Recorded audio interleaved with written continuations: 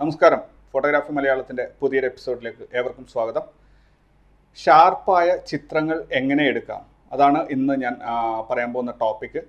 ഇതിൽ ഈ ഒരു ടോപ്പിക്ക് നിങ്ങൾ ടെലിലെൻസൊക്കെ ഉപയോഗിക്കുന്നവർക്ക് വളരെയധികം യൂസ്ഫുള്ളായിരിക്കും. നിങ്ങൾ യൂസ് ചെയ്യുന്നത് ടെലിലെൻസ് ആണ്, അല്ലെങ്കിൽ അല്പം ഫോക്കൽ ലെങ്ത് കൂടിയ ലെൻസുകളാണെങ്കിൽ ഫോക്കൽ ലെങ്ത്തും ക്യാമറയുടെ ഷട്ടർ സ്പീഡുമായിട്ട് ഒരു ലിങ്ക് ഉണ്ട്. അതായത് അതിനൊരു റൂളുണ്ട്. അപ്പോൾ ആ റൂൾ എന്താണെന്ന് പറഞ്ഞാൽ, നിങ്ങൾ എത്രയാണോ ഫോക്കൽ ലെങ്ത് ഉപയോഗിക്കുന്നത് അതിൻ്റെ ഡബിൾ ഷട്ടർ സ്പീഡ് ഉപയോഗിക്കുകയാണെങ്കിൽ നിങ്ങൾക്ക് ഷാർപ്പായ ചിത്രങ്ങൾ കിട്ടും. ഇത് സത്യം പറഞ്ഞു കഴിഞ്ഞാൽ ഫിലിം കാലഘട്ടത്തിൽ, അല്ലെങ്കിൽ അത് കഴിഞ്ഞിട്ട് വന്ന ഉടനെ ഈ ഇമേജ് സ്റ്റെബിലൈസർ ഇല്ലാതിരുന്ന ഒരു കാലത്ത് ഉപയോഗിച്ചിരുന്ന റൂളാണ്. പക്ഷേ ഇപ്പോഴും ഒരുവിധ ആൾക്കാരൊക്കെ, ഒട്ടുമിക്ക ഫോട്ടോഗ്രാഫേഴ്സും ഈ ഒരു റൂള് ഫോളോ ചെയ്യുന്നുണ്ട്. ഇപ്പം നിങ്ങൾ 100 mm ലെൻസ് ഉപയോഗിച്ചിട്ടാണ് ഒരു സബ്ജക്റ്റ് ഷൂട്ട് ചെയ്യുന്നതെങ്കിൽ നിങ്ങളുടെ ഷട്ടർ സ്പീഡ് 1/100 അല്ലെങ്കിൽ അതിൻ്റെ മുകളിലോട്ടായിരിക്കണം. അതിലും കുറഞ്ഞിട്ട് ഉപയോഗിക്കാൻ പാടില്ല. അപ്പോൾ നിങ്ങളിപ്പോൾ 200 mm, ഇപ്പോൾ എന്താ പറയുക, വൈൽഡ് ലൈഫൊക്കെ ചെയ്യുന്നവരാണ് 150 to 600 ടാംറോണിൻ്റെ നല്ല ക്വാളിറ്റി ലെൻസ് വരുന്നുണ്ട്. ആ ലെൻസൊക്കെ ഉപയോഗിക്കുന്നവരാണെങ്കിൽ നിങ്ങൾ 600 mm സൂം ചെയ്തിട്ടാണ് ഫോട്ടോ എടുക്കുന്നതെങ്കിൽ നിങ്ങളുടെ ഷട്ടർ സ്പീഡ് മിനിമം 600 mm ആയിരിക്കണം. അതിൽ കുറഞ്ഞു കഴിഞ്ഞാൽ ആ പിക്ചറിൽ ബ്ലർ വരും എന്നാണ് പഴയ കാലത്ത്, അതായത് സ്റ്റെബിലൈസർ ഇല്ലാത്ത കാലത്ത് പറഞ്ഞുകൊണ്ടിരുന്നത്. അപ്പോൾ അങ്ങനെ ഒരു റൂൾ ഉള്ളതുകൊണ്ട് നിങ്ങൾ അത് ഫോളോ ചെയ്യുകയാണെങ്കിൽ, ആ ഒരു സിസ്റ്റം ഫോളോ ചെയ്ത് ഷൂട്ട് ചെയ്യുകയാണെങ്കിൽ നിങ്ങൾക്ക് നല്ല ഷാർപ്പായ പിക്ചേഴ്സ് കിട്ടും. നിങ്ങൾ ഹാൻഡ് ഹെൽഡ് ആയിട്ടാണ് ഷൂട്ട് ചെയ്യുന്നതെങ്കിൽ. ഇനിയിപ്പോൾ അതിന് 2 എക്സ്ക്ലൂഷൻ ഉണ്ട്. അതായത് ഈ 2 കാര്യങ്ങളിൽ ഇത് വർക്കൗട്ട് ആവില്ല, അല്ലെങ്കിൽ പ്രായോഗികമല്ല, അങ്ങനെ പറയുന്നത് ശരിയല്ല. അപ്പോൾ അതേതൊക്കെയാണെന്ന് പറഞ്ഞാൽ, ഒന്ന്, നിങ്ങൾ IS ഉള്ള ഇമേജ് സ്റ്റെബിലൈസർ ഉള്ള ലെൻസാണ് ഉപയോഗിക്കുന്നതെങ്കിൽ നിങ്ങൾക്ക് ഈ പറഞ്ഞ ഫോക്കൽ ലെങ്ത്തും ഷട്ടർ സ്പീഡും തമ്മിലുള്ള ബന്ധം നിങ്ങൾ കാര്യമാക്കേണ്ടതില്ല. കാരണം നിങ്ങളുടെ ലെൻസ് ആ ജോലി ചെയ്തോളും, ഇമേജ് സ്റ്റെബിലൈസ് ചെയ്തോളും. ഇനിയിപ്പോൾ അതേപോലെ നിങ്ങൾ ട്രൈപോഡിൽ വെച്ചിട്ടാണ് ഷൂട്ട് ചെയ്യുന്നതെങ്കിൽ, നല്ല സോളിഡ്, നല്ല സ്ട്രോങ് ആയ ഒരു ട്രൈപോഡിൽ വെച്ചാണ് നിങ്ങൾ ഷൂട്ട് ചെയ്യുന്നതെങ്കിൽ ഈ പറഞ്ഞതുപോലെ നിങ്ങൾക്ക് ഷട്ടർ സ്പീഡിൻ്റെ ഫോക്കൽ ലെങ്ത്തും തമ്മിൽ ബന്ധപ്പെടുത്തേണ്ട കാര്യമില്ല. ഇനി അതല്ലാതെ മാനുവലായിട്ടുള്ള ലെൻസുകളിലാണ് നിങ്ങൾ ഷൂട്ട് ചെയ്യുന്നതെങ്കിൽ നിങ്ങൾ ഷൂട്ട് ചെയ്യുന്ന ഷട്ടർ സ്പീഡ് ഫോക്കൽ ലെങ്ത്തിൻ്റെ തുല്യം അല്ലെങ്കിൽ അതിൽ കൂടുതലായിരിക്കണം.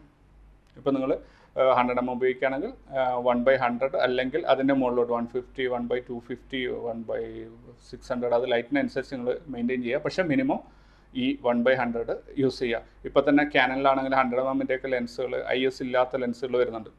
അപ്പോൾ അതൊക്കെ ഉപയോഗിക്കുന്നവർ ഈ ഒരു ഗൈഡ് ലൈൻ ഒന്ന് ഓർത്ത് വെക്കുക. രണ്ടാമത്തെ ഒരു കാര്യം, ഓരോ ലെൻസിനും അതിൻ്റെ മിനിമം അപ്പർച്ചറിൻ്റെ തൊട്ട് മുകളിലുള്ള സ്റ്റെപ്പ് നിങ്ങൾ ഉപയോഗിക്കുകയാണെങ്കിൽ നിങ്ങൾക്ക് കുറേയും കൂടെ ഷാർപ്പായ ചിത്രങ്ങൾ കിട്ടുന്നു. ഫോട്ടോഗ്രാഫേഴ്സ് പറഞ്ഞു ഉള്ള ഒരറിവുണ്ടല്ലോ, അത് തിയററ്റിക്കലി അതിന് അങ്ങനെ ഒരു കാര്യം ഉണ്ടാവുമോ എന്നുള്ളത് സംശയമാണ്. അപ്പോൾ ഒരുപാട് ആൾക്കാരെ മീറ്റ് ചെയ്ത് നിന്നും കിട്ടിയ ഒരു ഇൻഫർമേഷനാണ് അത്. ഇപ്പം നിങ്ങളുടെ ലെൻസ് 1.8 ആണെങ്കിൽ അതിൻ്റെ തൊട്ട് മുകളിലുള്ള ഒരു സ്റ്റോപ്പ് ഉപയോഗിക്കുകയാണെങ്കിൽ നിങ്ങൾക്ക് നല്ല ക്രിസ്പി ആയ പിക്ചേഴ്സ് കിട്ടും. അതേപോലെ അതെന്തുകൊണ്ടാണ്, അതിനുള്ള കാരണങ്ങൾ ഇവരോട് ചോദിച്ചപ്പം കൂടുതൽ ആൾക്കാരും പറഞ്ഞത്, അപ്പർച്ചർ ഏറ്റവും മിനിമം, അതായത് ഏറ്റവും വൈഡ് ഓപ്പൺ ചെയ്ത് വെക്കുമ്പോൾ അതിൻ്റെ ബ്ലേഡുകൾ കറക്റ്റ് ആയിരിക്കില്ല.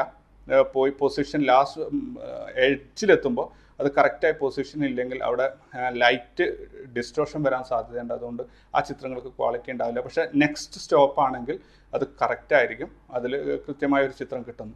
ഇതൊരു ഒഫീഷ്യൽ ഒരു സ്റ്റേറ്റ്മെൻറ്റോ അല്ലെങ്കിൽ ഒരു ഇതോ അല്ല, പക്ഷേ നിങ്ങൾക്ക് പ്രായോഗികമായിട്ട് നിങ്ങളുടെ ഫോട്ടോഗ്രാഫിയിൽ പരീക്ഷിക്കാവുന്ന കാര്യങ്ങളാണ്.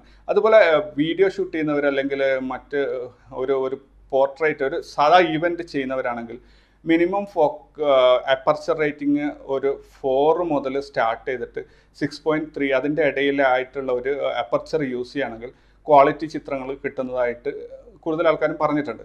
അപ്പോൾ അതിനും ഈ പറഞ്ഞതുപോലെ ഒരു സിസ്റ്റമാറ്റിക് ആയിട്ടുള്ള ഒരു ബേസ് ഉള്ള ഒരു കാര്യമൊന്നുമല്ല. ഇത് ഓരോരുത്തരും അവരുടെ അത്രയും കാലത്തെ എക്സ്പീരിയൻസ് നിന്ന് മനസ്സിലാക്കിയെടുത്ത കാര്യങ്ങളാണ് ഈ ഷെയർ ചെയ്തിട്ടുള്ളത്.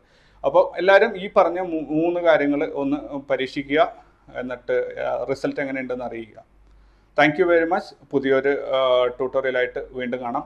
അതുപോലെ ഇന്ന് ഞാൻ ഈ ട്യൂട്ടോറിയൽ ഷൂട്ട് ചെയ്തത് സാധാരണ ഞാൻ ഷൂട്ട് ചെയ്യുന്നത് പോലെയുള്ള SLR വെച്ചിട്ടല്ല, DGA DJI Osmo plus എന്ന് പറഞ്ഞിട്ട് ഒരു hand held stabiliser with built in camera ആയിട്ടുള്ള ഒരു ഡിവൈസ് ഉണ്ട്. അത് വെച്ചിട്ട് അതിൻ്റെ ഒരു ടെസ്റ്റ് ഷോട്ട് എന്നുള്ള രീതിയിലാണ് ഞാൻ ഇന്ന് ഇത് ഷൂട്ട് ചെയ്തത്. ഞാൻ ഇതിന് വേണ്ടിയിട്ട് എക്സ്ട്രാ ലൈറ്റപ്പ് ചെയ്തിട്ടുണ്ട്. പക്ഷേ അതിൻ്റെ ഒരു റിസൾട്ട് എങ്ങനെ ഉണ്ടാവുമെന്ന് അറിയില്ല. അതിനകത്ത് ബിൽറ്റ് ഇൻ ഓഡിയോ, അതായത് എക്സ്റ്റേണൽ മൈക്ക് കണക്ട് ചെയ്യാനുള്ള ഒരു സ്ലോട്ട് ഉണ്ട്. ഞാൻ അതുകൊണ്ട് തന്നെ മൈക്ക് വളരെ കുറച്ച് ദൂരത്താണ് വെച്ചിട്ടുള്ളത്. അതിൻ്റെ ഗെയിൻ കൺട്രോൾ മാനുവലി ഇതിനകത്ത് കാണുന്നില്ല സിസ്റ്റത്തിൽ. എനിവേ, ഇതിൻ്റെ റിസൾട്ട് എങ്ങനെയുണ്ടെന്ന് പറയുക. അപ്പോൾ DJI ഓസ്മോ എങ്ങനെയാണ് അത് യൂസ് ചെയ്യേണ്ടതെന്നുള്ള വീഡിയോ ഇതിൻ്റെ തൊട്ട് പുറകെ ഞാൻ പോസ്റ്റ് ചെയ്യുന്നുണ്ട്. Thank you very much. അപ്പോൾ നമ്മുടെ ചാനൽ പ്രൊമോട്ട് ചെയ്യാൻ മറക്കരുത്. വീണ്ടും ഒരു പുതിയ ട്യൂട്ടോറിയലായിട്ട് വീണ്ടും കാണാം. Thank you.